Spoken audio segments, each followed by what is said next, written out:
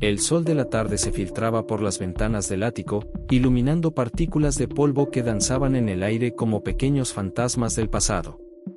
Joaquín Ramírez, con su cabello oscuro ligeramente despeinado y los ojos color café inherited de su madre, se movía entre cajas antiguas y recuerdos olvidados, sintiendo el peso de la historia familiar en cada respiro. Guanajuato, esa joya colonial escondida entre las montañas del centro de México, siempre había sido más que un simple lugar para Joaquín. Era un territorio de secretos, de historias susurradas entre callejones estrechos y casas coloniales que guardaban más memorias de las que cualquiera podría imaginar. A sus 25 años, Joaquín era un espíritu inquieto. Profesor de literatura en la Universidad de Guanajuato, había heredado de su padre Ricardo la pasión por contar historias, aunque su estilo fuera completamente diferente. Mientras Ricardo era un historiador meticuloso, apegado a los documentos y las fechas, Joaquín buscaba las emociones entre líneas, los sentimientos que no aparecían en los libros académicos. Su madre, Elena, había muerto cuando él tenía apenas 10 años, dejando un vacío inexplicable que ningún recuerdo parecía llenar completamente. De ella solo conservaba algunas fotografías en blanco y negro, un collar de plata con un dije de jade y retazos de memorias difusas como nubes matinales. Ricardo Ramírez, su padre, era un hombre reservado. Historiador de profesión, había dedicado su vida a documentar eventos históricos del siglo XIX mexicano, pero paradójicamente, nunca hablaba de su propia historia familiar.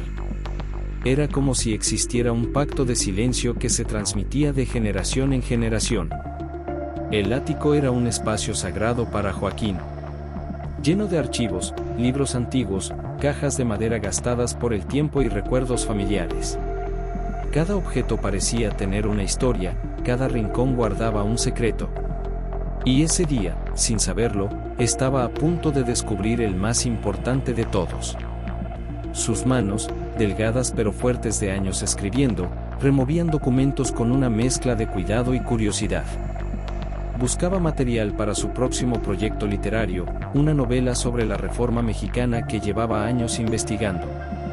De pronto, entre un montón de carpetas amarillentas y legajos polvorientos, algo llamó su atención. Una caja de madera antigua, con intrincados grabados que parecían contar una historia por sí mismos. La madera estaba oscurecida por el tiempo, con marcas de humedad que hablaban de décadas de abandono. Joaquín la tomó con reverencia, sintiendo que había algo especial en ese objeto. Sus dedos recorrieron los grabados, líneas entrelazadas que formaban patrones geométricos típicos del arte indígena mexicano, mezclados con elementos que parecían representar escudos familiares. Al abrirla, un olor a papel viejo y moho antiguo lo envolvió. Sus manos temblaban ligeramente, como si supiera que lo que estaba a punto de descubrir cambiaría todo lo que creía saber sobre su familia. Un manuscrito amarillento, frágil como las alas de una mariposa, descansaba dentro. Las páginas estaban unidas con un cordel delgado, y en la primera página, con una caligrafía elegante y antigua, se podía leer: Diario de Miguel Ángel Ramírez, 1852. Un escalofrío recorrió la espalda de Joaquín. Ese nombre le resultaba familiar, pero no sabría explicar por qué.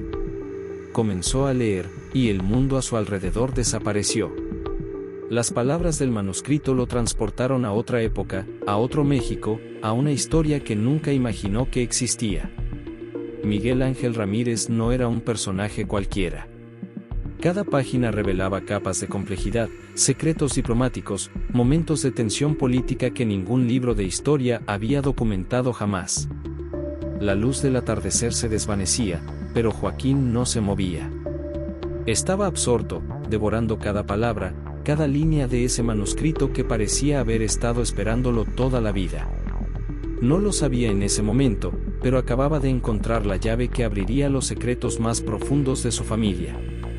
Una historia que cambiaría para siempre su comprensión del pasado, del presente y, sobre todo, de sí mismo.